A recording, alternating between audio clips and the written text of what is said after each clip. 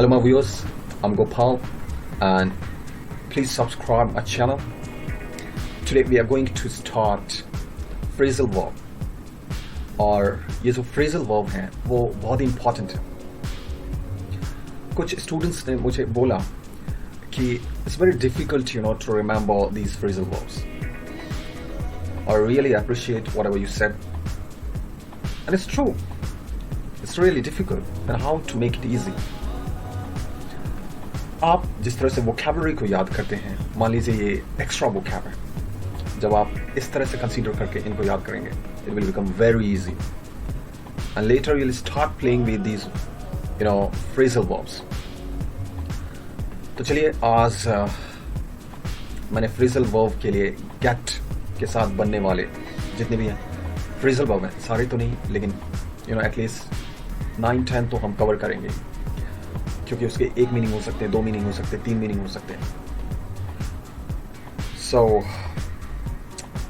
जैसे मैंने स्टार्टिंग में बोला था कि आप मेरा चैनल सब्सक्राइब करें, क्योंकि मैं कोशिश करता हूँ कि इस चैनल पे वो सारी चीज़ें आएँ जो आपके इंग्लिश को, चाहे वो कॉम्पिटिटिव हो, स्पोकन हो, ग्रामर रिलेटेड हो, हर चीज़ में कहीं ना कहीं मेरा चैनल आपको हेल्प करे. तो चैनल को जरूर सब्सक्राइब करिए, शेयर करिए. And here we go now for today's session. Okay, so first one is get up. Get up का एक मतलब होता है जैसे सुबह उठना. So do you get up at 4, do you get up at 5, do you get up at 6, something like that. कि आप सुबह 6 बजे, 4 बजे, 5 बजे जो भी है उठते हो. That's the one thing. दूसरा मीनिंग है गेट अप. आपको कोई बोलता है गेट अप मीन्स खड़े हो जाइए, stand up. Okay, that's the second meaning, remember. ना एक और मीनिंग होता है गेट अप का, और वो मीनिंग है हमारा कि ड्रेस्ड अप होना. आप क्लब जा रहे हो, कोई कंपटीशन है, फैंसी ड्रेस कंपटीशन है, तो आपका गेट अप कैसा होगा, आप किस तरह से ड्रेस्ड अप होंगे. तो ये भी एक मीनिंग है गेट अप का. तो 3 तो हमने सीख ही लिया. आप चाहे तो वीडियो को पॉज करके कहीं लिख सकते हैं, बार बार वीडियो देख सकते हैं, ताकि आपको याद हो जाए. ये भी एक तरीका है. Get up as a noun भी यूज हो सकता है ना. आपका गेट अप तो बहुत ही अच्छा लग रहा है, जो आपने पहना है बहुत ही अच्छा लग रहा है. गेट अप, आपका गेट अप बहुत अच्छा है, तो एज अ नाउन भी आप यूज कर सकते हैं. तो 4 मीनिंग हो गए. चलिए अब नेक्स्ट करते हैं हम. गेट डाउन का मतलब जैसे गेट अप का था स्टैंड अप, तो गेट डाउन का जस्ट अपोजिट बोल सकते हैं, बैठ जाओ. कभी कभी झुक जाओ, बैठ जाओ, झुक जाओ. बास्केटबॉल खेल रहे हैं, बॉल आ गया, हे गेट डाउन, झुक जाओ, बैठ जाओ. Okay, something like that. तो ये एक मीनिंग हो गया. इसका एक स्लैंग मीनिंग भी है, मैं आपको बताता हूँ. इन स्लैंग के तरीके में गेट डाउन का मतलब होता है एंजॉय करना. पार्टी चल रहा है, म्यूजिक है ना, hey get down, hey enjoy, something like that. But that is in a slang way. मैं अपने स्पोकन क्लास में टू अंडरस्टैंड नेटिव स्पीकर, मैं हर एक चीज़ का स्लैंग बताते रहता हूँ, बहुत सारी चीज़ों का. वो जानना जरूरी है. इसलिए जरूरी है क्योंकि हम इंग्लिश सीखते हैं. चलिए आपने अपना प्रोनाउंसिएशन भी इम्प्रूव कर लिया, बट जब तक इस स्लैंग को नेटिव स्पीकर को एग्जैक्टली समझने के लिए, या फिर हॉलीवुड मूवीज को समझने के लिए, न्यूज़ को समझने के लिए, एक नेटिव स्पीकर जो है वो वहाँ का जो स्ट्रीट लैंग्वेज है उसको भी समझने के लिए, तो इन सब चीज़ों के लिए आपको ये हर एक पोर्शन को टच करना पड़ता है. इवन सॉन्ग को अंडरस्टैंड करने के लिए तो इन चीज़ों के बिना आपको बहुत सारी दिक्कतें आती हैं. तो ये एक स्लैंग वे था, और भी मैं मीनिंग बताता हूँ आपको. Get away to leave. Okay, general meaning जो होता है, लेकिन स्लैंग बोल सकते हो, या एक स्ट्रीट लैंग्वेज में आप गेट अवे का मतलब ये भी होता है कि गो ऑन वैकेशन. आप बोल सकते हो Goa is a great get away. Okay, तो इस तरह से गेट अवे का दूसरा मीनिंग आप यूज कर सकते हैं. Get over. Okay, get over का मतलब होता है अरे चलो ठीक है, छोड़ो. Get over. आपका किसी के साथ झगड़ा हो गया, और झगड़ा हो गया तो बीच में कोई आया, अरे let it be, get over, छोड़ो, खत्म करो. Okay, so get over, remember it, जाने दो, छोड़ो. Okay, get over it, move on, है ना, कि छोड़ो, चलो ठीक है, अब जाने दो. कुछ नहीं हुआ, मेकअप ओके गेट ओवर, ऐसा आप बोल सकते हो। सो get over it, okay get of, okay get of, ये ऑफ है और ओ एफ सिंगल एफ रहता है यहाँ पे, तो वो होता है ऑफ, और ये है ऑफ। तो मैंने कभी कभी देखा है कि ऑफ को भी लोग ऑफ बोल देते हैं, तो ये ऑफ है एक्चुअली, ओ डबल एफ जो स्क्रीन पे आपको दिख रहा है। तो गेट ऑफ का मतलब होता है वहां से निकलो, मीन्स हटो। ओके, अब मान लीजिए मैं स्कूल में, जैसे फॉर एग्जांपल जब मैं स्कूल में पढ़ाता था और कोई स्टूडेंट टेबल पे आके बैठा है, जहाँ पे टीचर जनरली टीचर के लिए टेबल रहता है। अब टीचर नहीं है तो कुछ बच्चे होते हैं, चलो ठीक है टेबल पे जाके बैठ गए टीचर के, ए गेट ऑफ दैट टेबल, ऐसा करके आप बोल सकते हैं, ठीक है, यानी कि वहां से निकलो, ठीक है। So do you remember get off the table. एक और मीनिंग बताता हूँ आपको गेट ऑफ का। ये जो गेट ऑफ है, next meaning in term of slang, मान लीजिए किसी ने बहुत से लोगों को मार दिया, ओके, एंड एविडेंस नहीं था, लोगों को पता है इसी ने मारा है, लेकिन एविडेंस नहीं था, और कोर्ट के पास जब एविडेंस ही नहीं था तो 1 महीने के बाद वो छूट गया, ठीक है।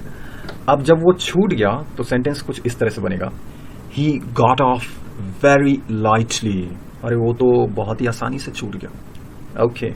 तो ये इस तरह से भी यूज होता है गेट ऑफ, ओके। एक और मीनिंग बताता हूं, चलिए। एक स्लैंग के तरीके में गेट ऑफ का मतलब हो सकता है बहुत एक्साइटेड हो जाना, है ना। कभी कभी इंस्टिंक्ट भी होता है, लाउड म्यूजिक बज रहा है और कुछ लोग बिल्कुल कंट्रोल नहीं कर पाते हैं, ये लेट्स गेट ऑफ बारी, let's get of meat, okay.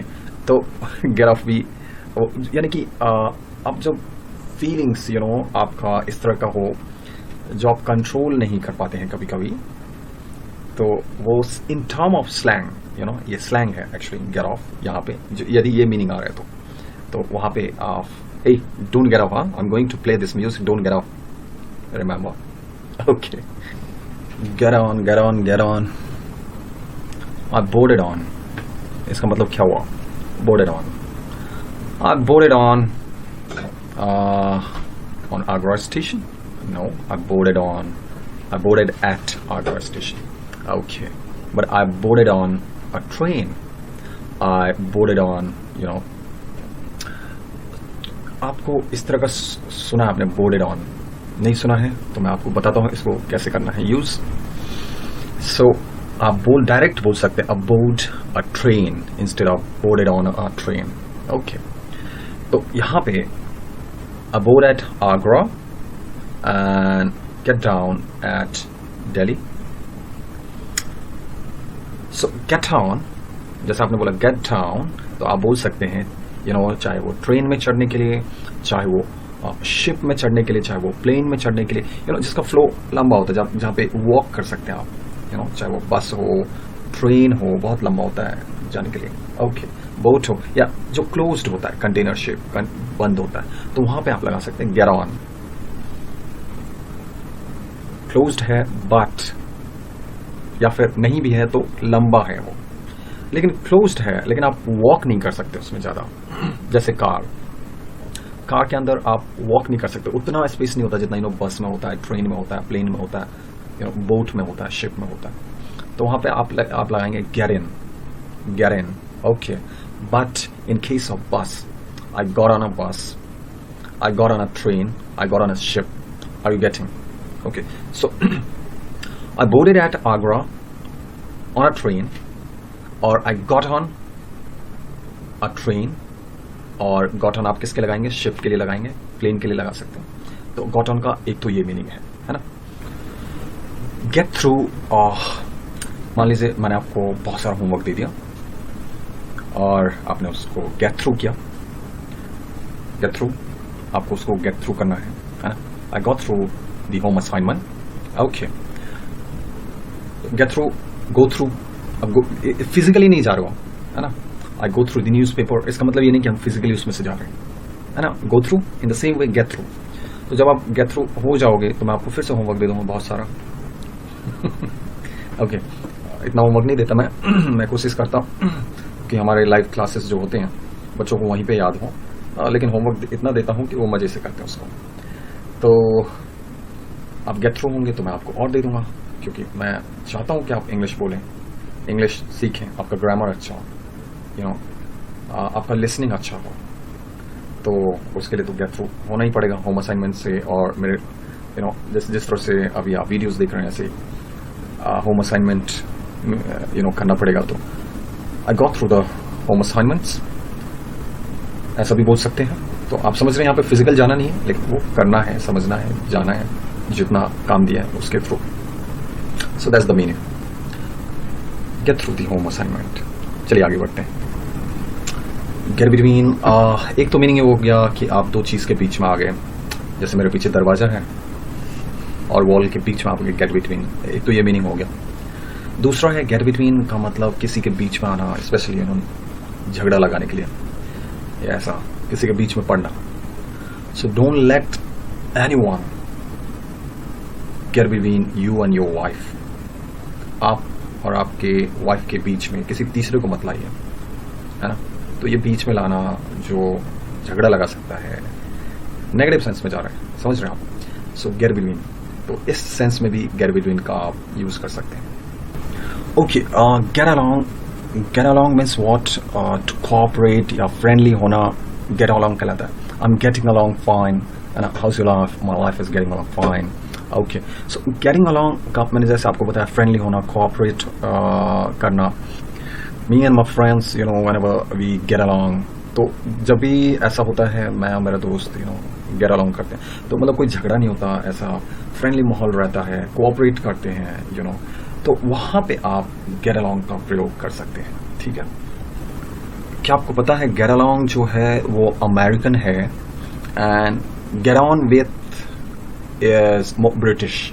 तो ब्रिटिश आपको गेट अलोंग की जगह गेट ऑन विद ऐसा भी बोल सकते हैं। तो मीनिंग एक ही है, बस अमेरिकन एंड ब्रिटिश कैसे बोलते हैं मैं अपने क्लास में बताता हूँ, इस वीडियो में मुझे याद आ गया तो मैंने आपको बता दिया। गेट ऑन बोर्ड का मतलब जो चल रहा है ना, उसमें शामिल होना। Okay, get on board, I want Pakistan to get on board with India, तो मतलब सपोर्ट करे इंडिया को, तो जो चल रहा है उसमें सपोर्ट करें इंटरनेशनल लेवल पे। तो काफी सारे कॉम्प्लिकेशंस खत्म हो सकते हैं। Gate on board, okay, support करना, जो चल रहा है जिस चीज में शामिल होना। ओके, तो गेट ऑन बोर्ड का ये एक मीनिंग है। ओके, वन लास्ट थिंग, मैंने आपको बताया था गेट इन खा, जैसे आपको याद होगा गेट ऑन ट्रेन बताया था मैंने आपको, और गेट इन खा। तो यदि get in with WITH, so get in with बोलते हैं आप, तो so TH you need to practice like that. Okay, so get in with का मतलब होता है कि क्राउड में शामिल हो जाना, जैसे teacher should not get in with student, ऐसा है क्या, हो सकते हैं। Okay, depends on situation. So get in with, शामिल हो जाना, क्राउड में शामिल होना। Okay, get in with, तो ये भी याद रखिए। I hope you must have liked my video related to this phrase that I have explained to you today. And if you really liked my video, please hit the bell icon and subscribe my channel. So we'll meet once again with a new video, new topic. And यदि आपको live classes चाहिए तो description box में मेरा WhatsApp number दिया हुआ है, आप मुझे व्हाट्सएप करिए। आपको सेपरेट ग्रामर क्लास चाहिए, स्पोकन चाहिए, live classes चाहिए online, so you'll get it. Thank you so much. Thank you.